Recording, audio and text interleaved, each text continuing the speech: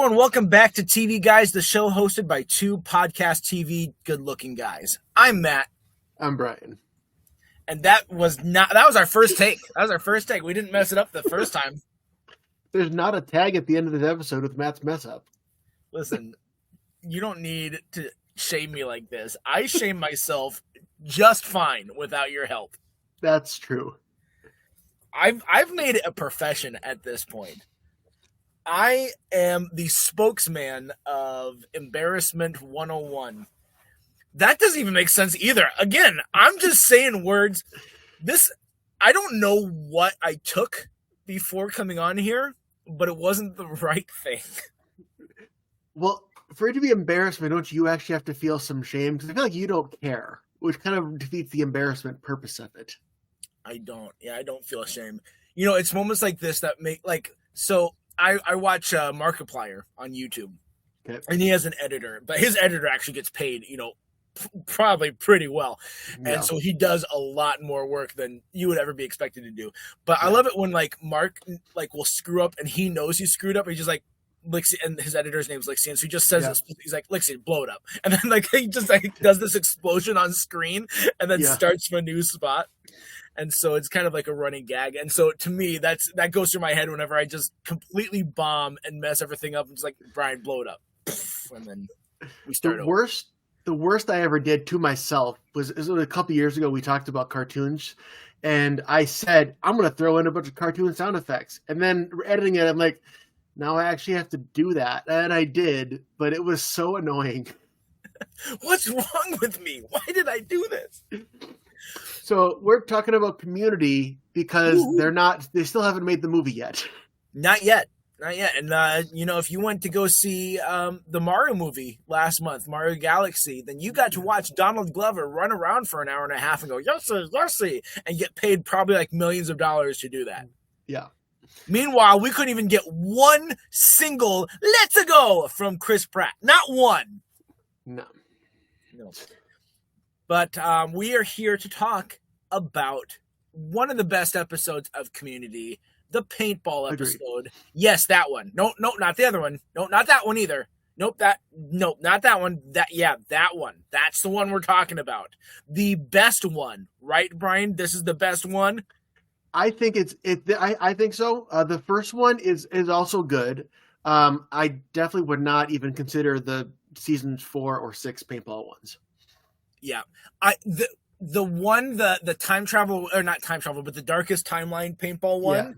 There is the line that is really great with the Donald Glovers, the Troys back and forth, and I can't remember exactly what the setup was, but it was something like I'm out of bullets, so am I. Why would you tell me that? Or was that kind of close, or what was the exact? I think you got it right. I'd have to go back and watch it, but yeah. But the disappointment that Donald Glover gives in that at his dark self, why? Why do you tell me? Yeah.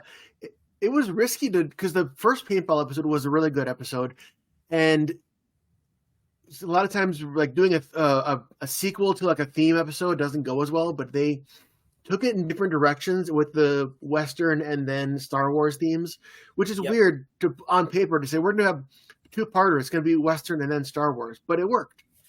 It did. Personally, I felt like A Fistful of Paintballs, which is the Western one, worked better than the Star Wars for A Few Paintballs More.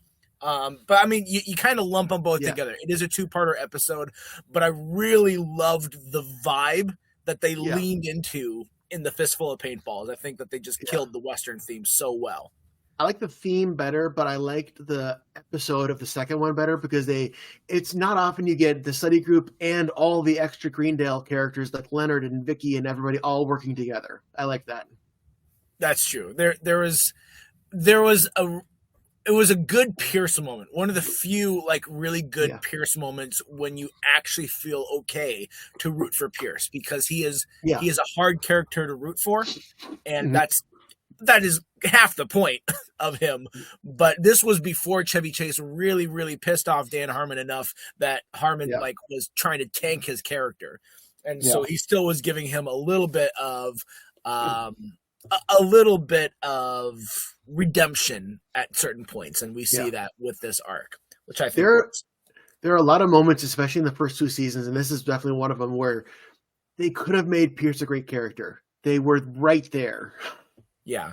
Because you do need, like, there's a lot of good in terms of story structure for Pierce's character to make him be a little bit of like a warning signal for what Jeff is heading to.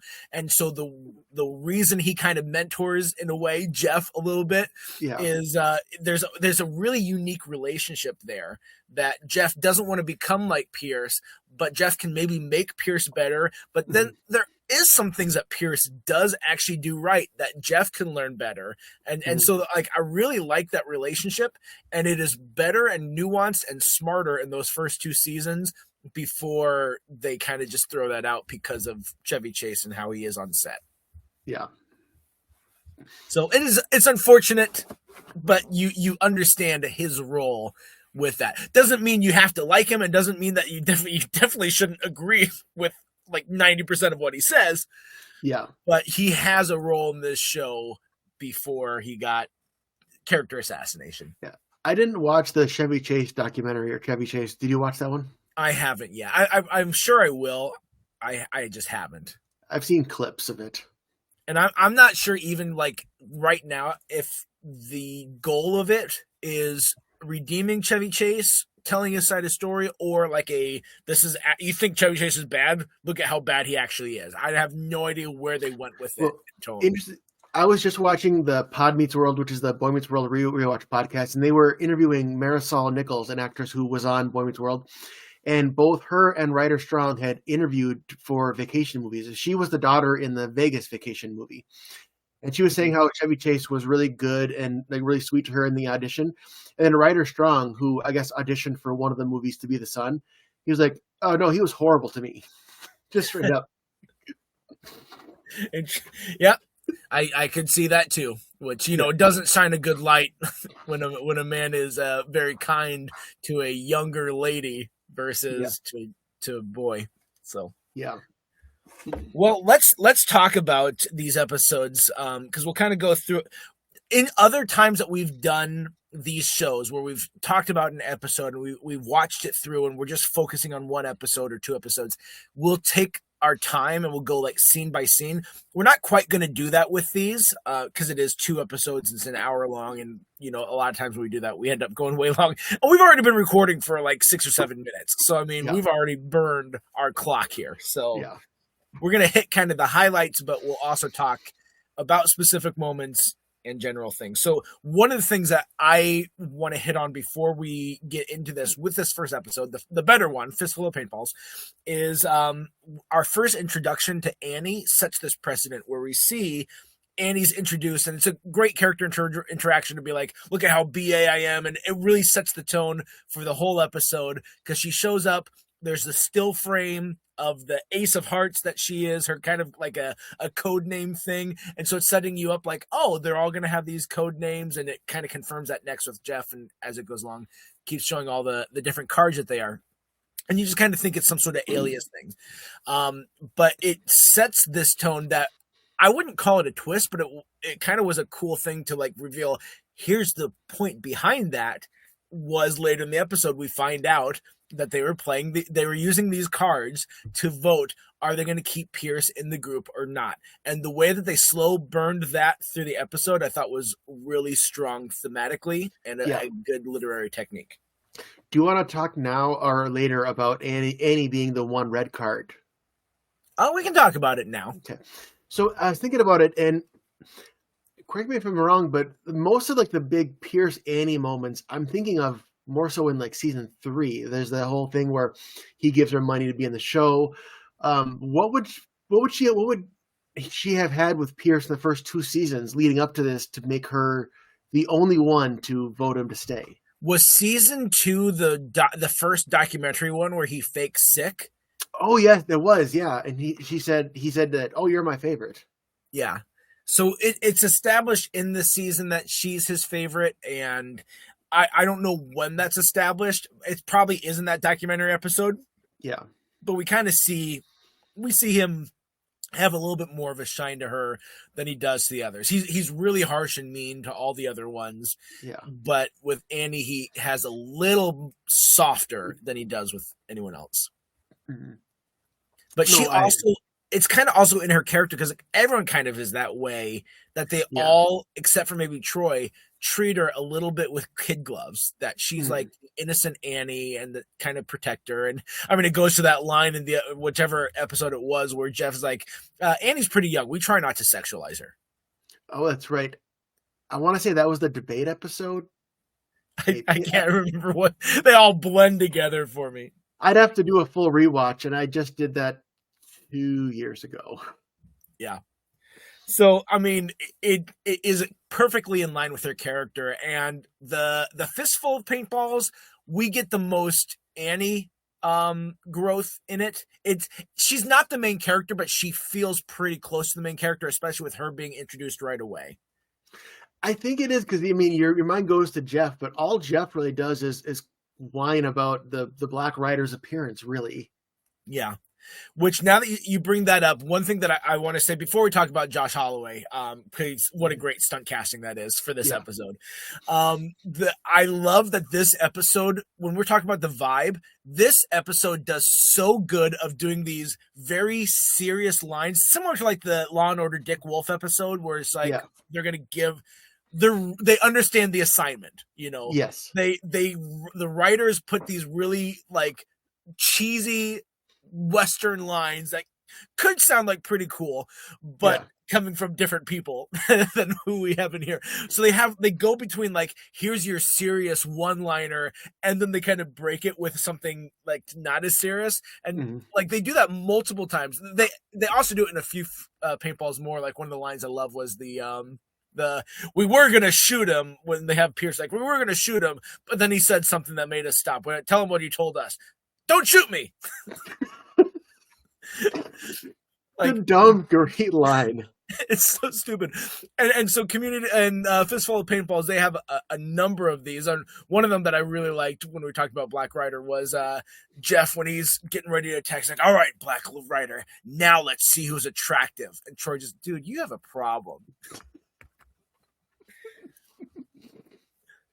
Yeah. It's great. They strike a really good balance between the comedy and the serious tone, which obviously the serious tone is not that serious. It's still comedy. Yeah.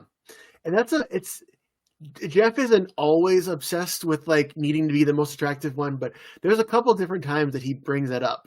And whenever he gets hung up on there, it's always funny. Yeah. And you're absolutely right that in both these episodes, Jeff doesn't have too much to do. These episodes, like, he and Troy have more to do in Few Paintballs More. We'll get to that. But this is really Pierce growth, and then Annie, and some Abed. Like, there's the Annie and Abed storyline in the Few Paintballs More. Oh, I got stuff to say about that when we get to there. I bet you do. But this is 90% Pierce, and this first episode, the Fistful of Paintballs, is a lot more Annie.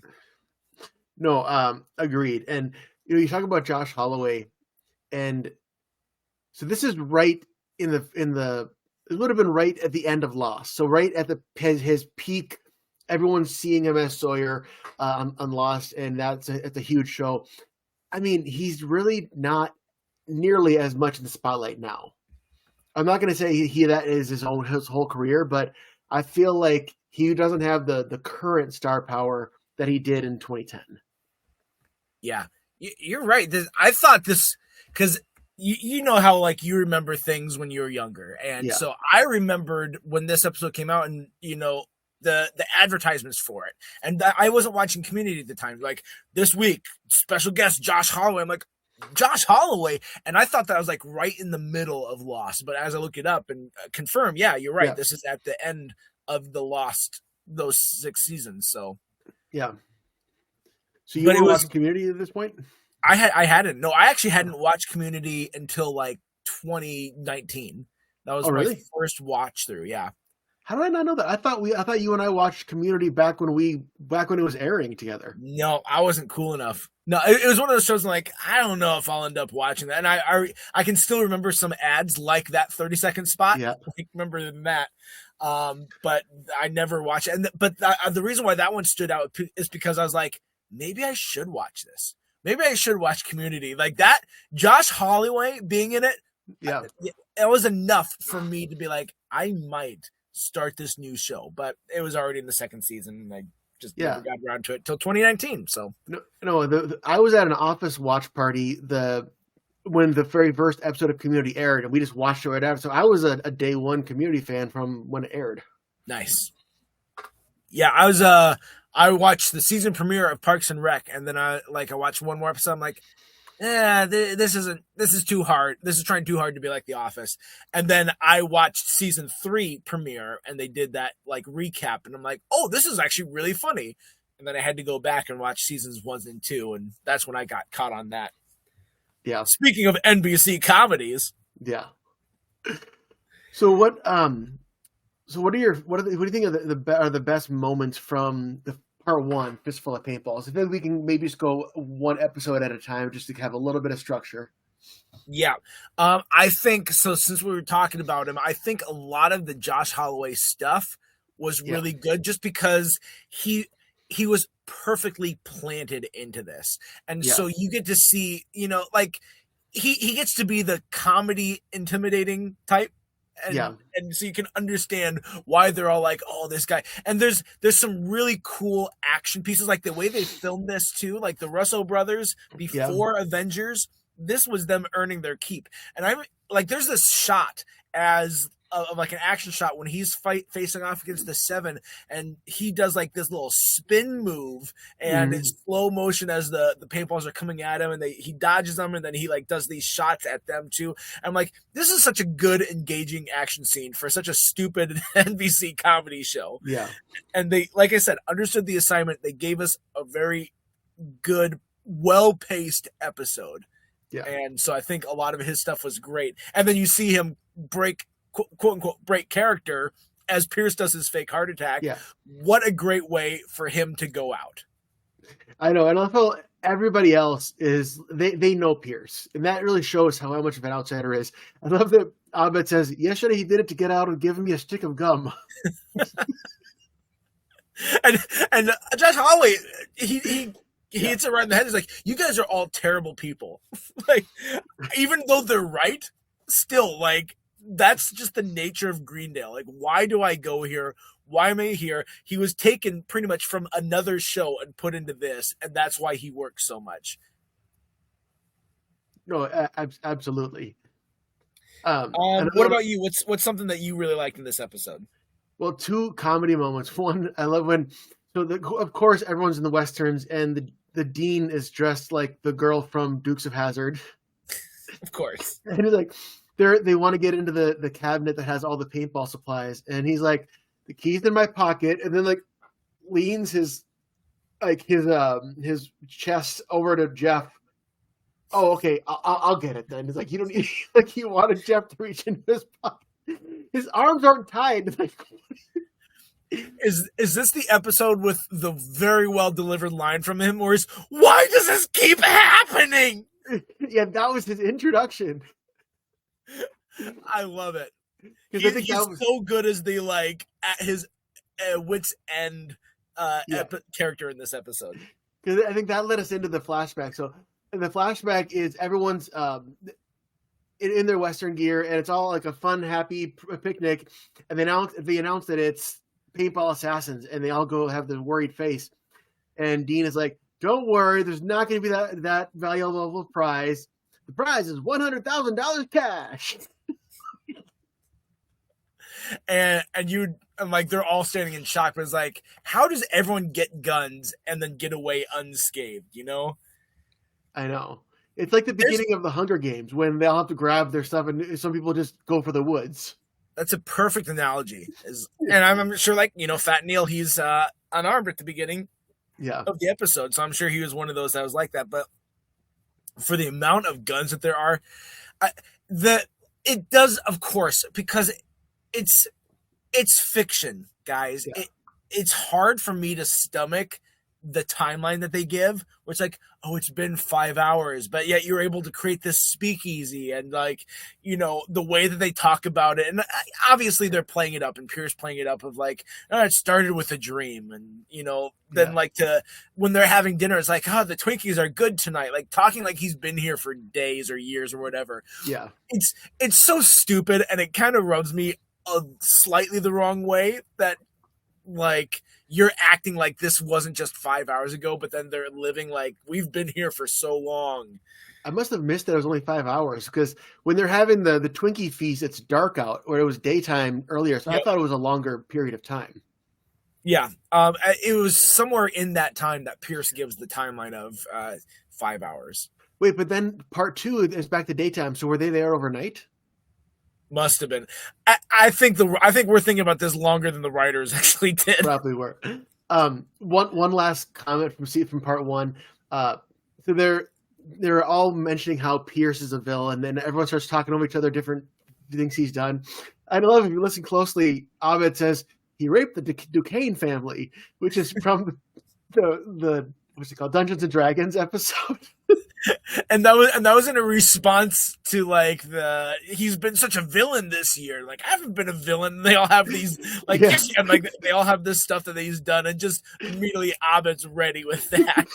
Because he was the dungeon master. He knows. Maybe he took it personally. His creation was destroyed by Pierce, also known as Chevy or Chevy. I've said both, and I don't know which one is right. I think it's the hard CH, not the Chevy. Yeah, I think it's Chevy. Chevy. I think I just messed up when I was talking. So anyway, the one other thing that we want to talk about, speaking of hard CH, is that Chang is a character that, for me, a little of him goes a long way, and if you don't use him right, he's so annoying. But this was the episode that used him in the proper amount of him like betraying. Every time we see him, he's betrayed some other group, and it's a very Chang way to be, and to end with him being the one who gets exposed to the big Gatling gun and shot a bunch of the chest, and then his like, am I out? This was a perfect use of Chang for this episode. It was, and up until then, he's like a cockroach. There's even one point where like Annie chases him through a doorway, and he just is gone. Yeah. I love that. Hey, math team, are you Asian? I'm Asian. He's white. Let's kill him. I even like, they are Asian, but they're like, that's kind of racist, man.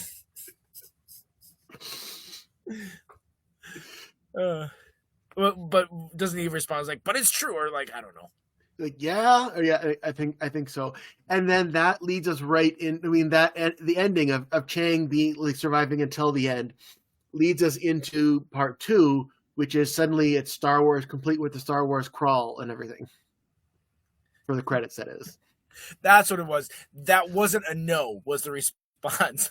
Oh, yeah, that wasn't a no. That wasn't a no! All right, we can move on to the slightly... like... I don't want to jump ahead. Like, if you have anything more to talk about, I just didn't know what else we have to talk about for that one. No, I think that's good. Okay. I think that we covered all the things we need to. Yeah. So let's go ahead and move on to for Few Paintballs More, because again, like we said, they shift from the Western motif to the Star Wars motif, which Abed just completely comes out and says, because that's who Abed is. Yeah. I really like his line though about it, where he realizes what that changeover has been, and he quickly jumps into the Han Solo role, and he shuts down something Troy's saying. Troy's like, this was your idea. He's like, well, I got to get dibs on the Han Solo role before Jeff slouches into it by default, which is a really a great comment. So I like that. I love that for Abed. But then after that, he's basically just Han Solo for Annie from then on. After that point, yeah. All right. We're at a point that we can discuss this. You've got your feelings about Annie and Abed. What do you got? Okay, I'm sure I've said this before, but I think they should have gone Annie and Abed as a romantic interest for real in the show, not just in this episode. I think they had really good chemistry, way better than Annie and Jeff. Yes. And like, aside from Brie Larson, they didn't really give Abed anybody. And so I don't know. They never went through with it. I really wish they would have. And this kind of shows that they have the chemistry, I think. Yeah, it would. There are times when like Annie's living with them later in like season 4 or 5, whichever it is, that it's not a romantic relationship, but there still is very strong relationship between Annie and Abed. Yeah. And I really appreciated what they did with those characters and those actors together. They blend really well. Annie and Jeff have enough chemistry that it's fine, but you're right that it's not as strong. It's not the worst relationship. Britta and Troy, we're looking at you, but Yeah. it definitely was we didn't need an Annie Jeff arc. And I think even once they started committing to that and realizing how it was going, I think the writers as well were like, we need to not hold on to this. And they moved away from that too. So we could have had Abani? Abani? I've abandoned my child! Well, Aned sounds worse. Enid is like a weird version of pronouncing the girl from Wednesday. True. Speaking of weird pronunciations, every single freaking word I'm saying tonight, I don't know, like, I feel like half of my words are coming out just the wrong pronunciation. Okay. Matt, I've had a note on my phone for months. I've been waiting for the right time to say it. There's a specific way that you would remind me of my dad, and that you get names wrong all the time. I remember way back watching Survivor Pearl Islands when that was on with my parents, and everyone on the show was saying Sandra, and my dad is like, yeah, look what Sandra's doing. And I have a note of things that you have said. You've said Dusty instead of Dustin on Stranger Things. You've said Beans Bunny instead of Bean Bunny for the Muppets. And you've said Zoe Saldana. Well, there's only 3. You made it sound like I've got this like list of 50. You can't come at me with 3. I've thought like, how dare you? I've thought of it beforehand. That's when I started writing them down. I was gonna wait, but you gave me the perfect opening. I mean, it's fair. I'm not gonna stand here and say that I didn't do those things, but you're giving it like epidemic problems, and it's really not. It's a few times every now and then. I was just waiting for the right moment, and I wanted to do it on the podcast because I thought it'd be funny to bring it up. Anyway, well, let's get back to talking about Anathi and Abed. Yeah. And I got you. Sorry, that was as funniest as I've got. Yeah. All right. No, what were we talking about besides them? It's really all we talked about. Abed became Han Solo, then we got into Annie and Abed. Okay. Well, let's talk about another duo because it's not much, but it's the Jeff and Troy, the power dynamic. And we talked about how like Jeff doesn't have much to do. And we also talked about like I'm going to bring back full circle a couple things we talked about. The like seriousness followed by comedic line. And Jeff's going out was exactly what we're talking about with this. It was like, gives this rousing speech. We're going to fight him and we're going to win. Here we go. And they get shot. He's like, well, I'm out. We're all screwed. Denny's is for winners. Denny's is for winners. I enjoy it. That was so great. The whole Denny's stuff. And then Leonard's like, wait, which Denny's? We'll figure it out after, Leonard. Well, I'm banned from the one on Highway 14. Then I guess I'll see you in hell. See, that's the thing I said earlier. It really is. They brought back everybody. I mean, you got Leonard, Starburns, Magnitude, Garrett, Vicky, even Kendra with the QU. Like everybody is present in part of this team. And I like that. Look alive, everyone. Leonard, close enough. Yeah. But I mean, Leonard outlasts most of the study group even. What a guy. Yeah. He outlasted Jeff and Chang, if you want to count him. And Abed, Annie, and Troy. He doesn't. Oh, yeah, Annie. How does Annie go out? Annie and Abed were in, and Troy were all in the library when the paint starts raining down. Abed and Annie go out kissing. That's right. I remember that. Yeah. All right. So Shirley in this episode. Oh, we didn't even really talk much about the Jeff Troy dynamic. Because it was just there, honestly, to give them some agency in the episode. Like, they both had their funny lines in the first episode. They both have, of course, their funny lines in this one. But to give them something to do was, I think, why they kind of had this fake rivalry thing. Well, it's been a thing hinted at where Troy wants to get Jeff's approval, and Jeff is kind of withholding of that. And I like that it's Troy's Operation Troy's awesome plan, and then Jeff's Operation Actual Operation. Those are good names. Yeah, Shirley doesn't have much to do, but then she ends up having a good callback with Britta to when they were being buddy cops, and they end up in the golf cart together and like almost saving the day. I don't remember the buddy cop thing. Well, hit me with that again. So season 1, it was someone had made, or no, that was Shirley and Annie. That's right, Shirley and Annie were buddy cops because Britta was the one who was doing the prank on the frog and ended up knocking the dead body out of the window, and they were like acting like cops to try to figure it out. But I had in my mind that was Britta, but it was Annie. So look who's wrong now, Brian. You got that wrong, but I got everything else right. Gotcha. Yes. Guys, I need help. I really don't know what's going on.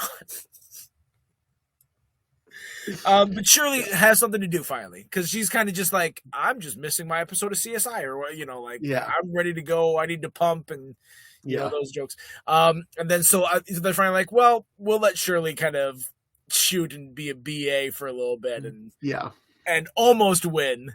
Yeah. She came the closest of anyone besides Pierce, because she took out the end people, and then there was like 2 more stormtroopers, and then Pierce came in. I'm just calling them stormtroopers. I mean, that's really what they're going for with them. 100%. Yeah.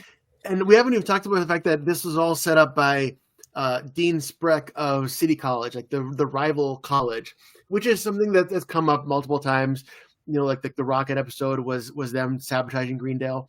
Yeah. But remember, there's never really a big ending to their feud. Like they don't once and for all get rid of City College. City College just kind of, they just stop mentioning them at a certain point. Yeah, just go away, which is fine, you know. And so the stuff with City College, you know, it's fine for motivation for everything, but what it really serves a purpose for is to give Pierce agency, because the whole thing, it galvanized everyone to be like, okay, they wanted to tear down Greendale. Well, we need to use this money to save Greendale and, you know, restore it, because we've pretty much wrecked it and destroyed the school. And Pierce being the one to win it serves like 2 different things, because first of all, he's the only one that actually like has money, so it makes the most sense for him to be like, yeah, I'll give this back to the school. But 2, it gives him that redemption arc. Actually, it gives us 3 things, because 2, it gives him the redemption arc to be like, I'm not a villain, look, I'm actually doing something good, and I'm saving something that we all care about. And then 3, he in the Fistfull of Paintballs talks about his motivation of like, hey, tomorrow's summer, all of you guys are going to go off and you're all going to leave me, and I'm going to be alone, and my summer is just filled with waiting until I get back for fall. And so it's keeping the dream alive of being able to come back to Greendale and having a place that he can come back. So it really makes sense thematically for Pierce to be the one who wins that, so that he can give that money, and that serves his arc best. Especially with his speech at the very end when he said, you know, Greendale has always accepted me, you know, flaws and all, and it's accepted you, flaws and all. It really shows he really does love this school. It's one of the things he actually does care about, even if he pretends he doesn't. Yep, absolutely. So I really enjoyed I don't remember exactly the line, but like his reveal at the end when he shoots is like, he does a "your mama" joke or whatever, and then he shoots I was like, who are you? Your mother's lover. Bang, bang. That's it. And so it actually does make you be like, yeah, keep him as part of the study group when he comes back in. And it kind of leaves it on that cliffhanger for the season, because this is a season finale. And so, you know, Pierce comes back in. I forgot my day planner. Like, there's no day planner. He's just making up excuses. Yeah. But no, he really was grabbing that day planner. And then he's like, no, guys, I'm not going to be part of your study group. We're not doing this anymore. And he leaves. And like, oh, he'll be back. And then he doesn't come back in. It's like, well, wait, what's Pierce's fate? And so it gives us a little bit of that cliffhanger. and gives us a good thing. I wonder if they're like, hey, he was kind of sucking. I wonder if he's going to be back anyway for season 3. Maybe this is a way to send him out on a good note. It could be, or even like I wonder if they knew they were coming back. Yeah, it's a possibility. In that group thing too, we did get the closure of Jeff and Troy, and Jeff is like, I'll let Abed pick, not Abed. I'll let Troy. I get names right, okay? I'll let Troy pick what class we're all going to be in together next year. And Troy's like, well, I've thought about it, and I want to sleep on it. Yeah. No, exactly. And that kind of is probably not the first time. It's another Jeff kind of nodding like, okay, I can have some respect for Troy. Yep. The two things left to talk about in this episode. One of them is I enjoyed the usage of Dean, especially early on, because again, the first episode we had some good stuff from Dean, and the second one had another great line where he finally meets Dean Spreck and realizes who he is. It's like, oh, now your whole evil plan is clear, but if you need to explain it to your men, I understand. No, that was good, and like for half that episode, both Deans and Pierce are just talking in the office while everyone else is doing their plans. Yeah, Dean Spreck is one of those like, take it or leave it sort of for me. So him showing up wasn't like, oh my gosh, he's great. He's just a boring character. Yeah. But I enjoyed the other Dean and Pierce in there. Yeah, well, Dean Spreck could have been a better villain if they used him more, but they didn't. So, which is again. We weren't missing much. They could have worked with them, but they didn't need to, kind of a thing. Yeah. How about when Magnitude jumps on the paint bomb like Captain America? Pop. What's he gonna say? Pop what? Is this the first time Magnitude says anything other than pop pop? Because he has the whole one-man party, can't be part of an alliance. Maybe it's one of the few times he says a non-pop line. Yeah. And then Garrett getting stuck. I feel like every time you open your mouth to talk, I jump in. Garrett getting stuck in the vent. I may be stuck. And we didn't mention Garrett's lovely dancing in the in the Fort Hawthorne. Because first it's Vicky, and then Pierce like, I got someone for you, Jeff, and it's Garrett. The other thing I wanted to talk about with this episode is a hilarious moment. I love the tag of this. Oh yeah, the show does a great job of being meta when it needs to be meta and being, like the daytime TV good looking comment about Josh Holloway. Yeah, or network TV. I keep wanting to say daytime. But the conversation with the janitor is the like pull it back to reality where Abed's like, and then this happened and this is this, and like kind of telling the story, and the janitor does such a good job of showing like, I'm so PO'd at you. Are you getting what I'm laying down? But he's like being very sarcastic and thick in it, and so Abed's not catching it. And just pretty much every one of his comments in it is so great. And then Abed's got like this drink still. He's looking around for trash, and Janitor's like, no, just put it down. We'll get it. And he just puts it down. He's like, all right, cool. I love that whole tag. It was so funny. That was a good one. And Abed's the perfect one to it, because Abed is the one who would not even like pick up on it at all. Yep. Yeah. And but we needed that point of view of where was it like, hey, next year just skip on the paintballs and just cover everything in paint. Oh, we pretty much already did that. Have you been to the library yet? I'm working my way up to that. Yeah.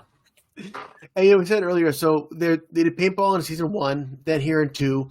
They did the little bit of it in the alternate reality of 4. They did it in 6. Season 5 had the closest thing to it would have been the floor is lava. And then I think season 3 had the pillow and blanket fort destroying the campus that way. So every season had something like this. 4 out of the 6 of them were paintball, though. Yeah.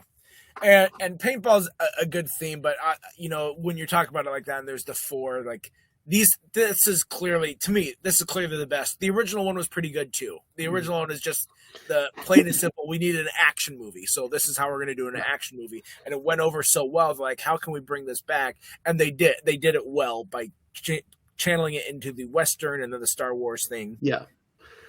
This is my favorite of the paintball ones, but out of the Floor is Lava might give it a run for its money. I love that episode. I can't remember that one very well. It's when Troy's leaving. And so Abed initiates it because he has a hard time getting rid of Troy.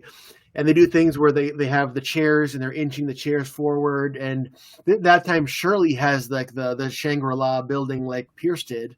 And then, yeah, it's basically you have to not touch the floor. Yeah. I don't remember that. Even as you talk about it, I don't remember that one super well. I remember the Pillows and Blankets one. I remember the Darkest Timeline one. And I don't remember a lot of the other one. Was that other paintball one? Did that have like the one elevator scene that was almost like Captain America Winter Soldier? Yes, with the Dean. Yeah. Yeah, because that was in season 6, and it was like, who is Silver Balls for the silver paintballs? And while it was going on, Frankie was like, you better not be doing paintball. And then when she leaves the room, they're all like, we're doing paintball. That's another one that I vaguely remember. I remember that scene, but I don't remember much more of the episode. And they all had code names. Abba gave everyone code names, and they were all Batman actors. It was like Clooney, Bale, and then one I think it was the Dean. One of them was voice of Diedrich Bader.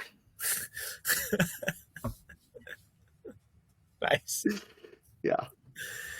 Oh, Diedrich Bader. What a guy. Yeah. Underrated actor for sure. All right. Because I'm self-conscious, you talked about me messing up names. What was the one? There was an actor that you and we couldn't remember what their name was. And then we said it, and then we had Paul on like the week after. He's like, neither of you guys remembered this person. I feel like it was someone from The Office. It was Angela Kinsey. Because you said Kinsbury, and I said Kinsley, and it's Kinsey. I do it too. I can't give you too much crap. Because I'll do it too. I also do announcements at church, and once it hit March, as I was like, all right, coming up on February something, I'm like, nope, it's March now, or April. I was like, okay, and then this one, it's on March. No, wait, that one's going to be in April. And I just kept getting the month wrong, left and right, and I kept stopping, like having to stop. My mouth goes so fast, my brain goes so slow. It's not a good combination, guys. Oh, it happens to everybody. Sabrina has words where she read them first and she keeps saying them wrong. Like she'll say miscellaneous, and then I'll always write miscellaneous, and then she'll give me a dirty look. Run like the wind. It's wind. Well, I only ever read it in books. All right. Well, those are 2 episodes. Anything else that you've got about these episodes? I don't think so. I think we talked about all the best moments, and I'm looking through it. I think this might be my favorite season finale of all of them. Yeah, what happens in season 3 when we pick up with the Pierce drama? If I look at the episode titles, I'll be able to see. Because I remember in season 3. Speaking of episode titles, are these only episode titles that are not like actual classrooms or classes? They're probably not. But it's very, very not common to have that be that way. Yeah. Remember, it's biology. So first, Jeff gets kicked out of biology, and then Pierce gets his spot, and then they just ended up all being in the same biology class together. That's right. And is that also the same season with John Goodman and yes, HVAC? Okay. Season 3 might be my favorite. It's between 2 and 3. Season 3 has a lot more off the rails episodes for sure. It's got Pillows and Blankets. It's got the holiday music Glee thing. It's got Law and Order. Chang's dictatorship. Yeah, it's got Chang becoming a full-on dictator. It's got the video game episode with Gus Fring. Is this also the one that has Subway as a human? Yeah. Yeah. And if you don't know what we're talking about, those are all actual episodes. Yes. It's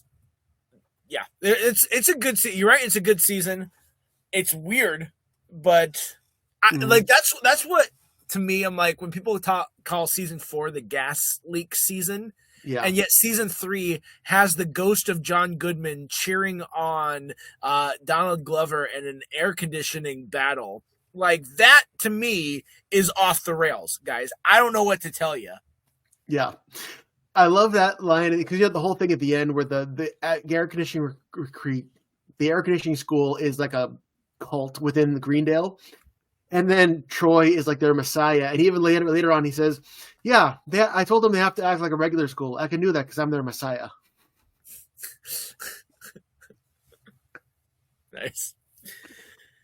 All This right. is a weird show, but I love it. It is. Yep. And some of the episodes, like Fistful of Paintballs, or like what is it called, Lupine, the Loop, Dick Wolf of Basic Lupine Urology. basic looping urology, yeah. Which Like is those ones, they know exactly what they are. They lean into it. It's absurd and it's crazy, but they're like, we're meta. We're gonna commit to our meta yeah. jokes. What I like about that Law and Order episode, it it's very broad. Like you don't have to know a lot about Law and Order to get the premise of it. But there's Yep. also a lot of little hidden gems for Law and Order fans. Like at one point, Abed gives a look that is exactly Richard Belzer's look as Munch that he gives on that show. So, but you don't have to know that. Yeah, I'm glad that I've seen Community. Like I'm glad that I've watched this show, that I finally got around to watching it, and these 2 episodes are great examples. We've done something like this before. We've talked about Community. We talked about another season 3 episode, Remedial Chaos Theory, which Yep. to me I think is the best Community episode. It's up there. I don't have a favorite episode of the rating, so I'm not prepared to say it's my favorite, but it's up there for sure. Yeah. I'm hard pressed to think of another one that I'm like, oh yeah, this is better. But even if it's not number 1, I think any Community fan is probably going to have that in their top 5 at least. It's hard not to have that episode as high as it is. Yeah, and also one thing I have 5 out of the 6 DVD seasons. I don't have season 6, but on these ones, every single episode has commentary, so you get a whole new watching experience. Most shows have like 3 or 4 episodes a season. They did it for every single one, which is really cool. Yep. We need streaming services to bring back some like these DVD extra stuff. Some of them do have these commentaries now, and that's starting to become more and more of a thing. But the thing is that when DVDs came out, that was one of their selling points. That's the reason why you bought it now on DVD instead of having it on VHS. There's these extras, and then they had to repackage it to you as Blu-ray. And like, well, what else can we add? So they add this other stuff, and like that's the reason I bought a Back to the Future trilogy DVD and their special whatever. Yeah, and that's the reason why we bought Aladdin for the 30th time, because there's these Robin Williams outtakes on there, like stuff like that make you want to spend your money again on it. And then they put it on these streaming services and like, well, people are just buying this anyway. Like how much more would that cost the streaming service to get not only the shows, but also some of their extras that they would have on these DVDs or things like that? How hard, logistically, maybe that's a little bit harder, but that would be a huge selling point to make your service stand out and be like, hey, we've got this and we've got that commentary stuff. Give you another reason to go watch this. Yeah, exactly. And I mean, originally I bought DVDs because that was the only way to be able to say, I want to watch this show whenever I want. And you had the DVDs. That was before streaming. Now I really would only buy the shows I really like if it had a lot of bonus features, like you're saying. Yeah. The streaming wars are tough because it's such a razor thin margin market. And so many of these companies, like Disney Plus, is posting losses on Disney Plus, but they're able to they're able to get by on it anyway because they're Disney. And they're just, if they can sink their competition, then they don't even need to have Disney Plus around anymore. Yeah. Well, like, and one thing is, along with that is, like, I've been watching through the Office Superfan episodes, which, I mean, you and I have watched the Office for years. But this is taking out stuff. Some of the stuff wasn't even on DVD extras. And so it's a whole new experience. It's a whole other storylines that we missed out on. So I definitely recommend, if you're an Office fan, go watch the Superfan episodes. Yeah. So we need to see from our streaming companies, why is your content so great? It's not just because you have the 6th season of Stranger Things now and you finally got a new season out, or it's, like that's what we're using right now as our benchmark for why should I have this service? Well, because I like Marvel shows. So I'm glad when they put out Wonder Man, and I've got to have Disney Plus so I can watch this, or Hulu, I guess, because they're both the same. And they're using that as their reason for you should have me versus other ones in my library. But I think we need a change. I think we need something a little bit different from our streaming services that make us be like, yes, I'm committed to you. And it's not just because of your library, but it's because this is what I get out of it on this side. And I don't know exactly what that is. I'm not a future teller. I'm not an economic expert. But the way that we are viewing these streaming wars, there's something has to change in order for these companies to feel good about the product they're putting out. Yeah, and I'm sure we'll see some kind of change within the next 5 to 10 years. Yep.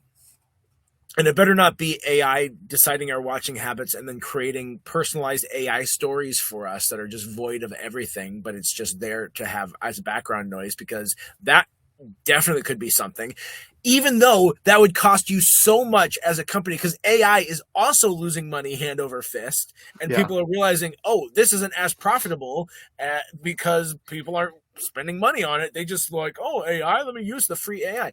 Like, you gotta stop doing stuff that shoots you in the foot, businesses, and then still is killing creativity elsewhere as well. Yeah. But I feel like that easily could be a next step for some streaming company to use AI and do that, and it sucks. Yeah, I agree. So on that note, thanks for watching Community, or our episode of Community. Should we jump into trivia? Let's jump into trivia. So last week we talked about Survivor Season 10 Palau, and we said, well, they didn't even have a merge because they got right down to where it's only Stephanie left. But they had prepared a merge buff, which was what color? Is that green? The green camo one? It was green, yep. And then they sold them online afterwards. Imagine being one of those people like, yes, I got one of the original buffs that was never used. That's a collector's item. Oh, I'm sure there are. I'm going to go shopping right now for it. Let's see. 250. Yeah. 230. So you can find it on the eBay for like 200 and something. That's about the market price for one of those. Yep. So for this episode of Community, specifically part 2, for a few paintballs more, there are 2 actors from a different show who make a quick cameo appearance. And who are they? They are actors. Yes. From another show. Yep. And they make a quick cameo appearance. Correct. Man, I am good at this. I know, you are. You got it. I mean, you just gave away the answer. Oh, crap. Okay, new trivia. The name Community means what? Got him. All right. So next week, we are going back into our series of what is the most influential show in this category. And we're going to be talking once again about Stranger Things and how it revolutionized streaming shows and that kind of phenomenon. It'll be good. I know we just had a Stranger Things episode about a month ago. We probably aren't going to have much Stranger Things content after this now, or at least not for a long while. Yeah. I can't say never, but for a while at least. Yeah. I've been watching through Stranger Things with my kids, so I'll have a little bit more to say in some of this stuff, because we just finished season 3, and I forgot how much I liked season 3. It's one of my favorites. Yeah, I really love the mall aesthetic. That 80s mall vibe hits right, you know. And it's the last season before it really, really turned like horror in season 4. Yes, yeah. 4 was a lot more horror than 1 through 3 was. It kind of is that bridge, because 1 and 2 had horror elements. Of course, they all do, but season 3 to like really lean into the exploding bodies and the zombies and there's a lot of more grotesque stuff. Yeah, in but season also 1 and 2 were filmed 1 year apart, but then they took a 2-year gap, and that's when he came back. Like, oh, these kids are all 8 feet tall now. Yeah. And then you got one more in season 4. It's like, wow, you guys are 20-year-olds, and aren't you supposed to be like 15? Yeah, they really played with the ages in the show. Yeah, a little bit. Yeah. Right, Holly? All right. Well, that's it for this episode. Make sure you listen to that next one when it pops out in a couple weeks. And then make sure you wish Brian a happy birthday, because it's going to be around his birthday when this is posting. So, Brian, happy early birthday. Well, and then happy or even earlier birthday to you. You got to wait until Stranger Things 1 for that, because that'll be in May. But I'll probably forget to say that next time. How dare you? All right, well, until that stupid time, I'm Matt. I'm Brian. And we're reminding you to stay tuned and keep watching. Hey everyone, welcome back to TV Guys, the show starring 2 with podcast level good looking. I'm Matt. I'm Brian, and I don't understand what you just said. I didn't say it right. The grammar sucked. Let's back it up, because